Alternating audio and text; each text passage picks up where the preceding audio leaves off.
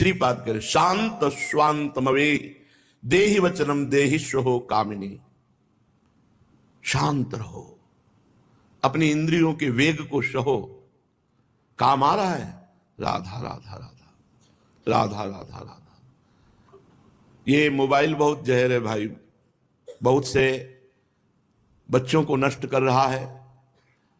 बहुत सुधार भी इससे होता है, सत्संग सुना जाता है, आवश्यक फोन आदि आवश्यक कार्यों में बड़ा प्रयोग में आने वाला यंत्र है, धन्यवाद भी है। पर इसका जो कुप्रयोग करते हैं बहुत हानिकारक है। ये प्रहलाद जी ने भगवत स्तुति में कहा, एक काम वेदना एक खुजली सी है, नई दाद जैसे हो ना, खुजलाओ तो बड़ा अच्छा लगता है, लेकिन बाद में जब वो फबकती है और जलन पैदा करती है। शक्तिपात में तुम्हें सुख मिल रहा है, उसके रोकने में कितना सुख होगा। एक अद्भुत नशा रहता है उसके रोकने में, एक अद्भुत ओजस्विता रहती है, एक तेज रहता है। नौजवान में कमर में दर्द हो रहा है, गांठ में दर्द। अगर आप गंदी बातें मोबाइल में देखोगे तो दिन भर एकांत में भजन की जगह यही करोगे। मान लो बहुत मन विचित्र है, जो देखता है जो सुनता है वही मनन होता है, जो मनन होता है वही क्रिया होती है। हाथ जोड़कर प्रार्थना है, मोबाइल से सदप्रयोग करो, असदप्रयोग मत करो, नहीं नाश हो जाएगा। जब सामने तुम गंदी बात देखोगे तो तुम कैसे रह सकते हो, विचार करके कैसे रह सकते हो। इसलिए सबके पास मोबाइल, अब ऐसा ना निषेध, देखो कैसी चाल से भेजा गया जहर, ना निषेध कर सकते हो इसको कि अब निषेध करो तो बहुत सी सेवाएं हैं जो उसी के आश्रित है, मोबाइल के ही आश्रित है, और निषेध न करो तो अब ये सब बात है। और स्मार्ट के नीचे कोई रखना नहीं चाहता। श्रीपाद कह रहे हैं अगर प्रेम प्रकट करना है तो शांत स्वांतमवे ही देहि वचनम देहिष्यो कामिनी रूपाग्नौ न पतंग वन्य पतरे चक्षु प्रमादादपि। जैसे पतंगा तेज के लोभ में जाके अपने को जला देता है, ऐसे ही ये काम का लोभ जो है सर्वनाश कर देता है बड़े बड़े ज्ञानियों का। अज्ञानियों की तो बात ही नहीं है। आप ज्ञानी नाम अपि चेतांसी देवी भगवती हिसा बलादा कृष्ण मोहाय महामाया प्रेक्षति। महामाया, हे नाथ मैं आपकी शरण में हूं, रक्षा करो, और हर समय राधा राधा राधा राधा तो बचने के चांस है। और ये गंदी बातें देखना, गंदी बातें करना, ये सर्वनाश है। ये बच्चों में ऐसे फैल रहा है वायरस की तरह, ये जो हस्त क्रिया है बच्चों में ऐसे फैल रहा है वायरस की। तो ये बहुत हानिकारक है। काम का जो स्वरूप है वो तुम्हारे हृदय में मंथन करेगा, पर उसका प्रयोग न करो तो शांत हो जाएगा। ये इसकी प्रक्रिया है जीतने की। जैसे जलन हुई बहुत अंदर, एकांत हो जाओ, शांत हो जाओ। शांत स्वांतमवे, शांत हो जाओ। राधा राधा राधा, लाडली जू कृपा करो, हे करुणा में कृष्ण कृपा करो, आपको बल मिलेगा। देखो बहुत फर्राटेदार सत्संग की बातें हम आपको बताते जाएं और नींव आपकी कमजोर है तो कुछ पकड़ में नहीं आएगा। दूसरी बात, माधुकरी की रोटी पाई, उसका अलग प्रभाव देखा। घर में एक घर में बैठ करके प्रसाद पाया, उसका अलग प्रभाव देखा। और भंडारे का प्रसाद जो बनता है अच्छा अच्छा गुलाब जामुन ये, वो पाके देखा, अलग प्रभाव। भूखे रह करके देखा, उसका अलग प्रभाव पड़ता है। यदि आप भजन में डूबना चाहते हैं तो सतोगुण की जरूरत है, और सतोगुण के लिए सात्विक भोजन की जरूरत है। सात्विक भोजन के लिए रोटी दाल सब्जी पर्याप्त है, इससे उदर पोषण करना है। मीठा एक पीस बहुत से बहुत। ब्रह्मचारी को खट्टी वस्तु, अधिक मीठी वस्तु, गरिष्ठ वस्तु, फूल गोभी, चावल, दही, कई ऐसी मूंगफली और ड्राई फ्रूट, सब ये सब बंद। बीमार की तरह भोजन ब्रह्मचारी का होता है। हल्का भोजन, सात्विक भोजन, अच्छे अच्छे पदार्थ पाओगे तो भजन नीरस होगा, और नीरस भोजन पाओगे तो भजन सरस होगा। कितनी बार सुना है, कौन धारण करता है। शांतम स्वांतम अवेहि देहि वचन। ऐसा नहीं प्रभु कि हम आपको उपदेश कर रहे हो और हम रसगुल्ला छान रहे हो, ऐसा नहीं है। सच्ची मानिए, अगर आप हमारे भोजन को देखेंगे तो आप यही कहेंगे कि ऐसा भोजन तो एक साधारण आदमी भी नहीं करता। नमक, थोड़ा घी रख लिए, ज्यादा नहीं, और रोटी से ऐसे, या थोड़ी सब्जी थोड़ी दाल, इसी से हमारा चलता है। और तो योग्य ही नहीं रखा। यही जीवन की बड़ी लीला विचित्र है कि जब पाने लायक थे तो था नहीं, और जब है तो पाने लायक नहीं है। और बड़ी भगवान की विशुद्ध कृपा है, बहुत विशुद्ध कृपा है भगवान की। जब प्रतिकूलता के द्वारा जीवन में भजन की वृद्धि की जाए, प्रतिकूलता से ही भजन की वृद्धि होती है। बिल्कुल समेट, ये देखो, ये शरीर तुम नहीं हो, मान लो, ये इंद्रियां तुम नहीं हो, मान लो। जब नहीं मानते तो मेरे भगवान वही सब अनुकूलता दे देते हैं जो आप चाहते हो। जो इच्छा करियो मन माही, हरि प्रसाद कछ दुर्लभ नाही।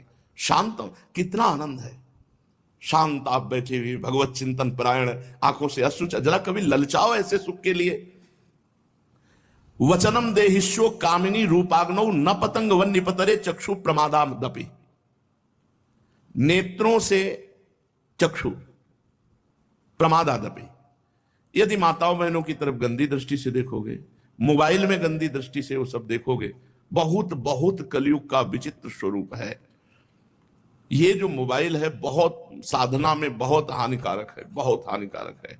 अगर आप इंद्रिय विजयी हो तो बहुत सहायक भी है। रख दिया महापुरुषों के वचन, कान में सुन रहे, माला चला रहे, बहुत सुंदर सहयोग है। एक से एक महापुरुषों के वचन आप सुन सकते हैं, लेकिन इंद्रिय विजयी नहीं है तब तो बहुत बड़ी हानि है। और इससे बचो भाई, इससे बचो, बच्चों इससे बचो। अगर किसी को गलत क्रिया का अभ्यास है तो नियम लोग, ये कसम खाने से, दृढ़ता पूर्वक कसम खाने से छूटता है। जो करता हो, बच्चा हो कोई भी हो, कसम खाओ आज कि मैं अपने हाथ से कभी भी कोई ऐसी चेष्टा नहीं करूंगा। अंदर ही अंदर स्वीकृति कर लो, क्योंकि ये बहुत हानिकारक है भाई, बहुत हानिकारक है, बहुत हानिकारक है। जो इस क्रिया को करते हैं वो गृहस्थी में जाने लायक नहीं रह जाते, क्योंकि उनकी नस नाड़ियां इतनी नष्ट हो जाती हैं कि वो सोच मात्र से गृहस्थी के योग्य नहीं रह जाते। वो जहां चिंतन किए तहां वो गृहस्थी के लायक नहीं रह जाते, ऐसी कमजोरी हो जाती है। इसलिए गृहस्थ और विरक्त दोनों के लिए ये हस्त क्रिया बहुत हानिकारक है। इसका कहीं प्रवचन नहीं होता, इसकी कहीं चर्चा नहीं होती, और ये बहुत हानिकारक है। न बच्चे माता पिता से बता सकते हैं, न माता पिता बच्चों से पूछ सकते हैं। जिससे नींव मजबूत होती है, वही नींव बर्बाद कर दोगे तो कैसे बनेगा। रूपाग्नौ न पतंग वन निपतरे चक्षु प्रमादामपि। ये जो रूप सुंदर लगता है ये केवल क्षणिक है, कोई सुंदर नहीं। थोड़ा तो आंखें खराब इसलिए सुंदर दिखाई देता है। सुंदर वो है जो सुंदरता की सीमा का भजन करता है, प्रभु का भजन करता है, जिसका हृदय सुंदर है। रूप सुंदर हो न सुंदर हो वो सुंदर है, जिसके विचार सुंदर हैं, जिसका चरित्र सुंदर है, जिसका भाव सुंदर, वो सुंदर है। ये चमड़ा सुंदर थोड़ी है। देख आए थे, कहती मैं खुश नहीं हूं, विश्व का हर सुख हमारे पास है। कहती मैं खुश नहीं हूं कि सब कुछ हमारे पास है पर हम खुश नहीं है। हम आपसे पूछने आई क्यों?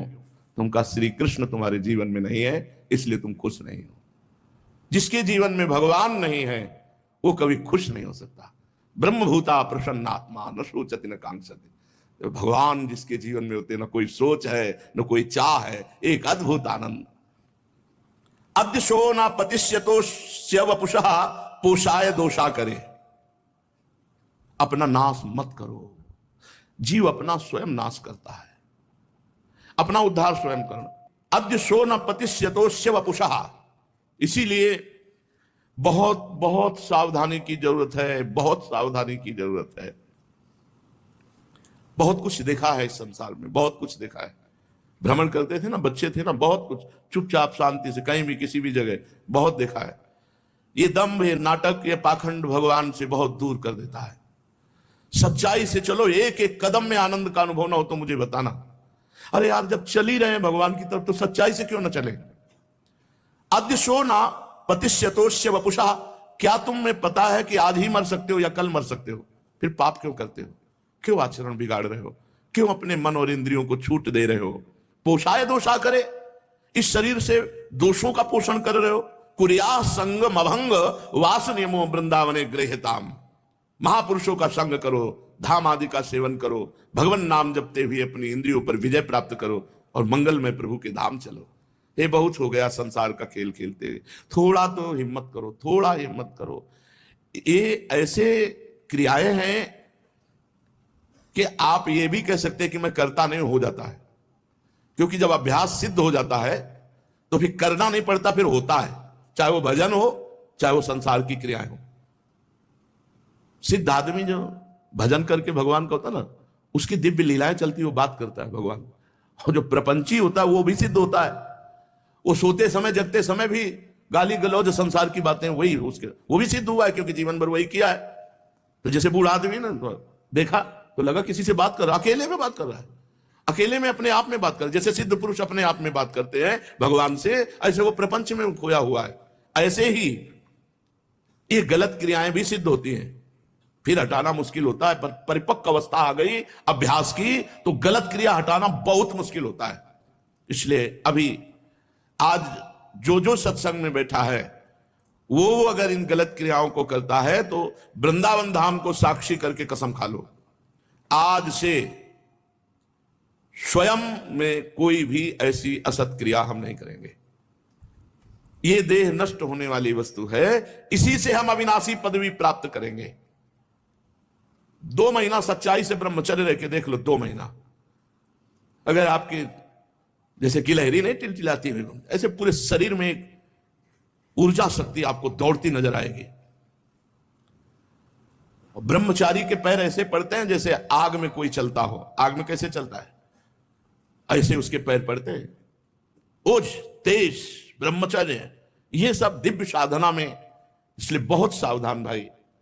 ये जीवन श्रीपाद कह रहे हैं प्रेम प्राप्ति के लिए, प्रेम में सबसे बाधक काम है, काम में सबसे बाधक ये हस्त क्रिया है, क्योंकि सहवास तो पानी ग्रहण होने पर होगा, अगर पानी ग्रहण के पहले तो महापाप है, और ये क्रिया के लिए किसी के ग्रहण करने की जरूरत नहीं। इसलिए सबसे प्रार्थना है जिनमें ऐसी भूल हो वो बहुत सावधानी से इसको हटा दें।